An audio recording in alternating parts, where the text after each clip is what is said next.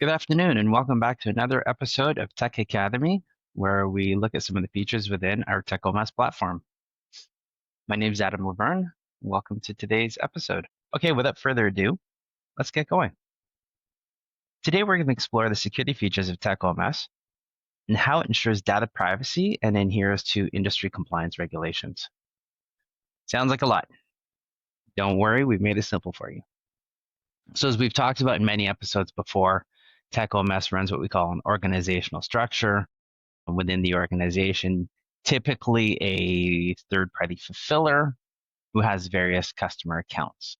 If you're a brand, if you're Lego, you're probably going to have an organization called Lego and a single account called Lego, or you might divide that account by country of choice. Again, we've talked about that in previous. So when we talk about security and compliance, there's a couple things we do from a security and a compliance perspective. The first thing we're going to touch on is the users, the different types of users, organizational users versus account users, and how those interact, how those are shielded, what that visibility looks like. We'll spend a brief moment looking at the permissions table within our techOMS knowledge base that also defines that. And then from there, we're going to move to our sales channel and our fulfillment channel to look at settings within those various organizations or channels that also govern PII, more specifically, personally identifiable information, redaction period, etc. So first off, organizational users. Well, what does an organizational user mean and what does it do? Well, an organizational user, and you can see I have a few user accounts, an organizational user is able to view all of the accounts under the organization, manipulate, depending on the permissions, manipulate features and settings and what have you for the accounts under the organization. Come back to the user account. I'm going to take my first one, which is what I'm logged in as organizational admin. As an organizational administrator, I'm able to, let me jump into an account. I'm able to set up order rules. I'm able to configure settings, sales channel settings, etc. So you can see here at the order rule level, I can update, I can edit order rules, save them. I can do editing, creating, cloning, deleting of sales orders themselves. I have access to the account settings where I'm able to actually change account settings, enable disable workflows, define master product catalogs, establish recurring jobs, legacy jobs at the account level. I can go in at the sales channel level and do the same thing, right? Adjust jobs, adjust settings, etc. As a organizational user, the difference with an organizational user is it's not a full read-only role, but it has a reduced permission set. So again, let me jump back to my demo account. Right off the bat, I don't have system settings. I don't have account settings. I can't change the core configuration within an account. If I come to a sales channel level, there is no save button. I can change an inventory synchronization, but there's no save button, which means as soon as I back out of this, when I go back in, that has not been saved. There's been no changes, no updates. Where I am able to make changes, I'm able to edit, disable, delete products. I'm able to export inventory, but not import inventory. Inventory is kind of critical. Make a mistake here and you're on the hook, can lead to customer disappointment. I'm able to create and I'm able to edit and manipulate sales order rules, which is really sort of a core function, sales orders themselves. On the order rule side of the house, I can view. So recap, I cannot change fulfillment channel, sales channel settings. I don't even have access to the account setting as an organizational user. I cannot change order rules. However, I can create products, I can disable products, I can delete products, and I can come into an order and I can make basic changes to an order. For example, I can add a customer. Let's add our test account, test customer. There you go. I can save this. I can approve and run workflow. It's a maintenance role. It's your basic associate level role, whereas your organizational admin would be what I would consider to be a supervisor or managerial role that has, again, those additional permissions and what have you. If we, let me log out of my user role, go back into my organizational admin role.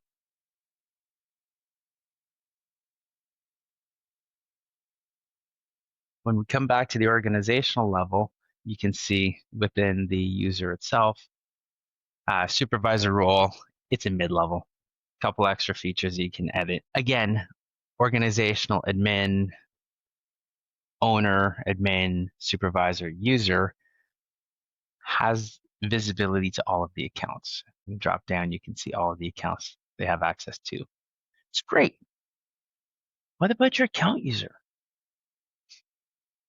I'm an account user for the demo account. I should not be able to see any other accounts, any other customers' information, sales, inventory, etc. We want to firewall this and we want to lock this to the account level. Well, within the account itself, under our account settings, we have another user tab.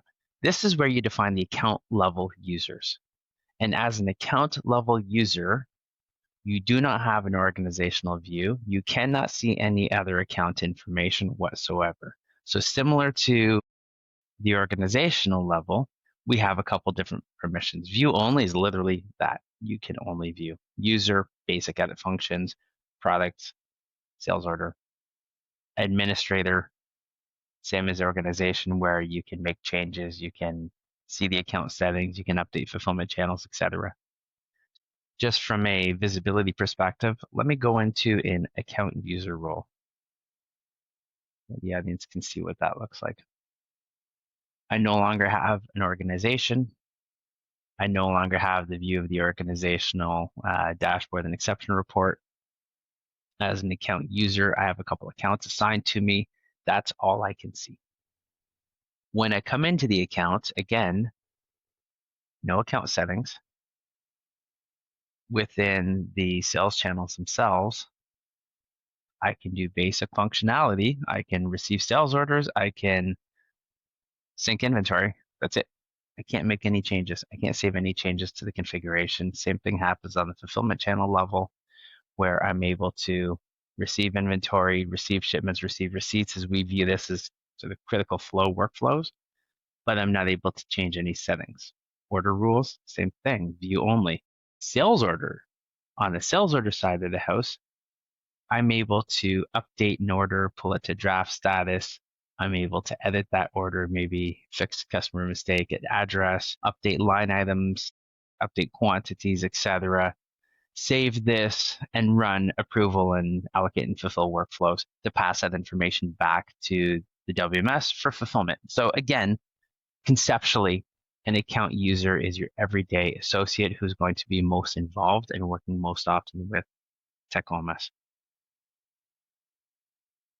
Okay, let me log out of this. Let me get back into my organizational admin role where I have a bit more visibility and access. Here we go.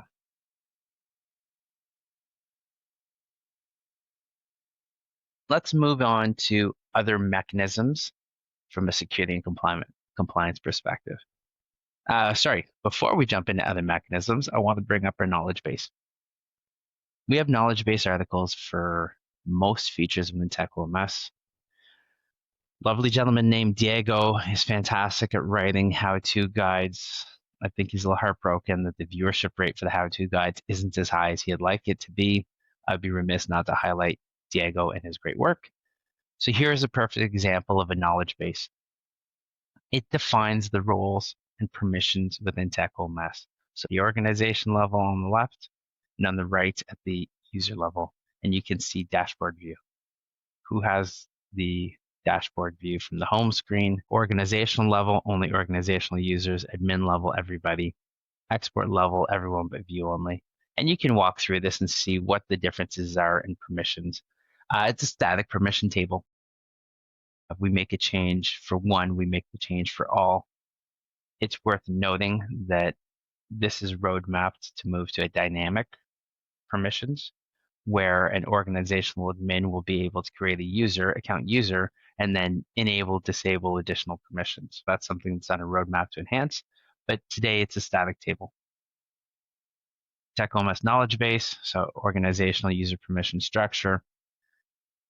Within the techOMS knowledge base itself, setting up channels, master list, sales channels, fulfillment channel, spec sheet, admin function, inventory functions is really well laid out, really helps with the various aspects.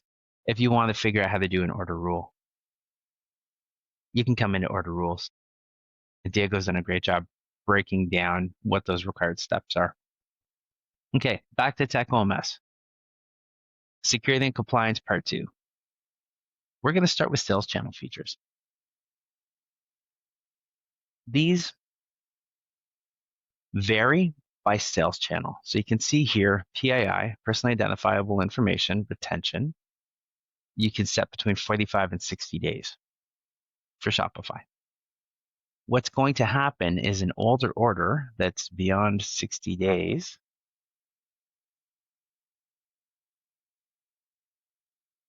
it hides the customer information.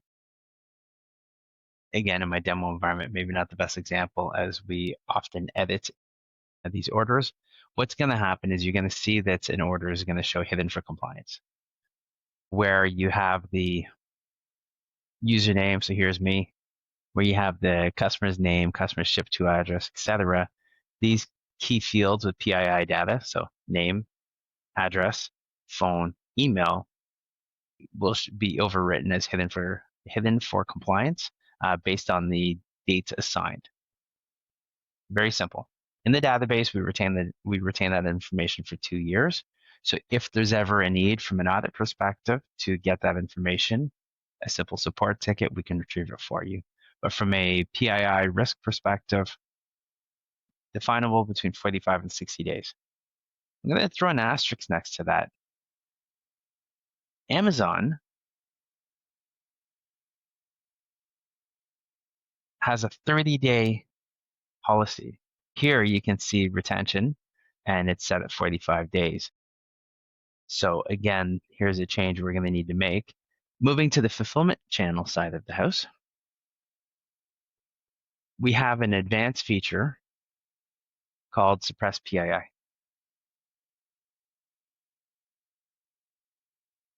Suppress PII redacts any personally identifiable information and sends redacted information to the fulfillment channel. Why would you want to do that? Well, maybe your fulfillment channel, maybe you as a company or as a fulfiller don't want to accept the risk associated with PII. We've heard too many horror stories about data breaches, the financial implications about data breach, the trust implications with data breaches, etc. So you could turn around and suppress PII. Your warehouse system will not have customer information. You'll have order number, redacted information for ship to and bill to, and then you're going to have the actual order lines and quantities. I know what you're going to say. Well, how do I ship the order?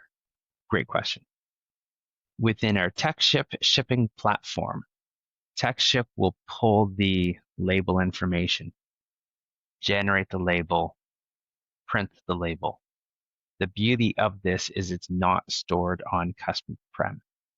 So if you're a fulfiller and you're really worried about sensitivity and the duty of care required with holding PII data within your system,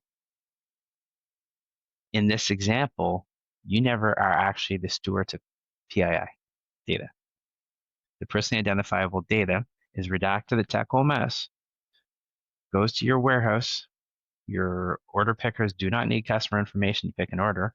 You pick the order, and when it comes time to shipping, the PII information is only gathered to generate the label that goes onto the box. It's not stored on-prem. So as soon as your pallets are picked up by USPS or Canada Post or whom have you, your PII information has now left your building. It's just to avoid being in a position of steward or having a duty of care for that. This is something that in my years with Tech Dynamics and techOMS, I've seen used once. Not commonly used. In the world of fulfillment, there is a minimum assumption of risk. You got to fulfill an order. So again, while it increases your protection, it also requires and it makes it a little bit more cumbersome from a workflow perspective. That's up to each of you as fulfillers and as retailers and brands to determine how best to manage this, what that risk profile looks like. Within everything we do, there's an audit log. Look at that. Who's this Adam Lavergne guy? He's all over the place here. You can see every time I cancel a shipment. In this case, I reduced quantities. I moved it to a ship status, filling it. Again, this was one of my favorites demo orders. You can see within this demo order, I have manipulated this order a lot. Attached to every single sales order, you have an audit log. Any change, updates, etc., are picked up here, attached to the order. So again, it gives you a clear trail. Should something happen untoward, it gives you a clear trail of the user or system that did it, when, what the action was, entity type, and then you can go in and look at the particular details. In this case here, it went from approved status to ship status. This is the timestamp it went to approved, timestamp that it went to ship status, and how that was triggered. You can see the IP address, system kernel, etc. It shares that information. Again, from an organizational admin perspective, gives me peace of mind. At the organization level itself, there is an additional audit log layer. Here's a perfect example. We've now turned around, and that change I made on privacy compliance for the Amazon plugin to 30 days, look at that, perfect example. When did it happen? Who did it? What happened? What was the entity? And click into it, and you can see what the old value was, what the new value was. This makes me happy. So again, attach the order is any instance or any change related to that order gets attached and married up to the order. Shouldn't have to go chase after order level information. It should all be attached to that order. Any system or setting change within your account gets picked up here. Easy from a visibility perspective to see what's happening, who's making those changes, why are they making the changes, so on and so forth.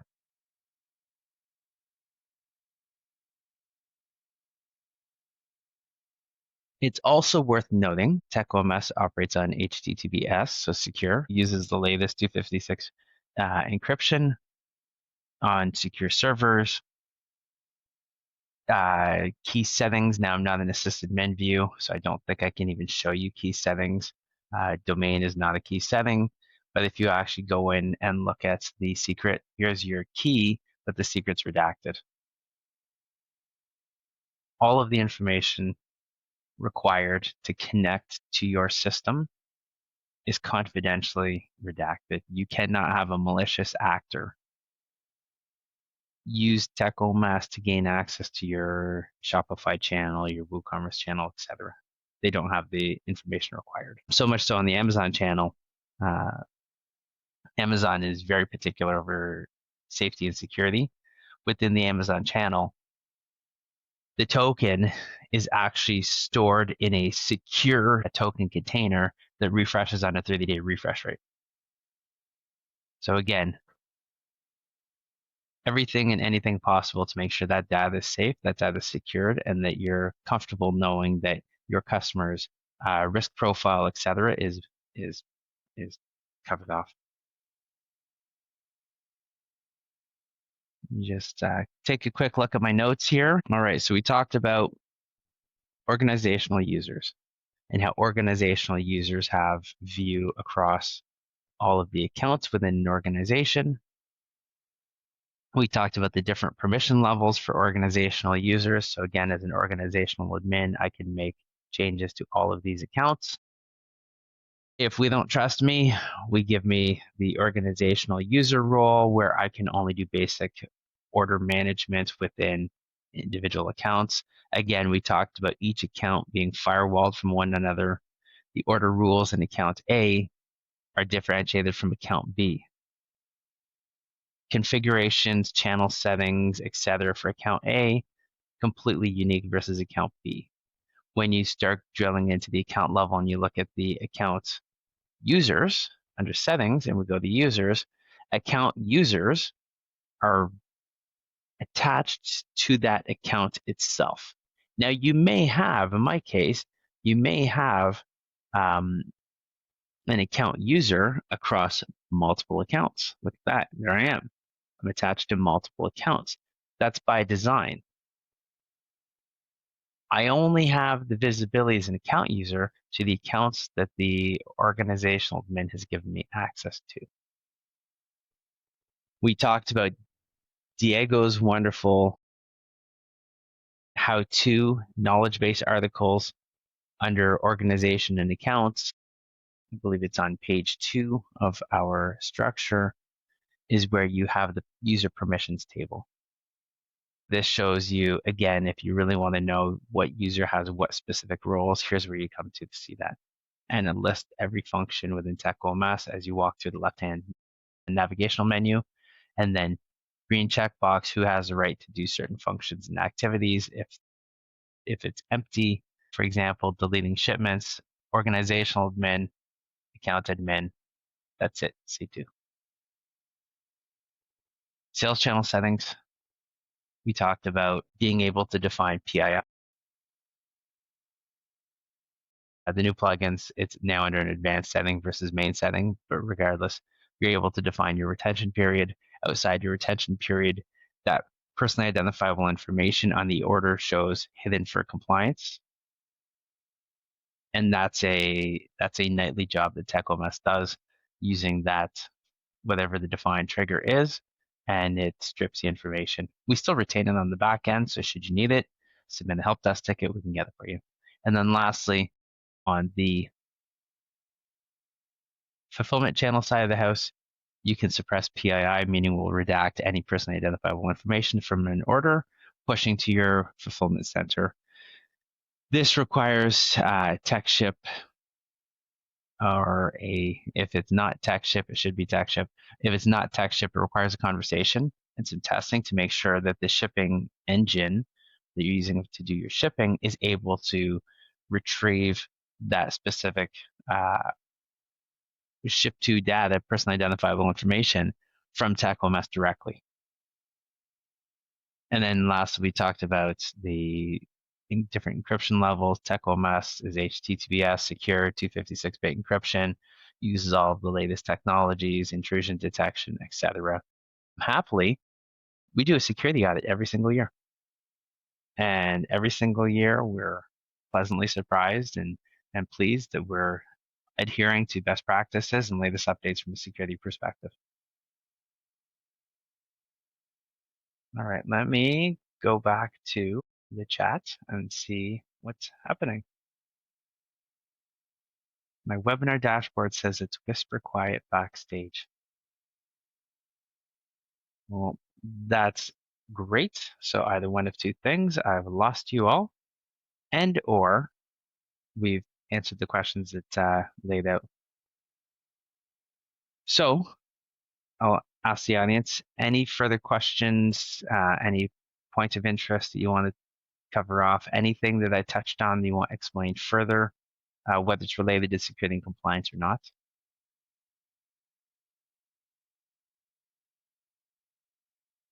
I do not see anyone typing in the bubble, so I will take silence as golden. Thank you very much for your time today.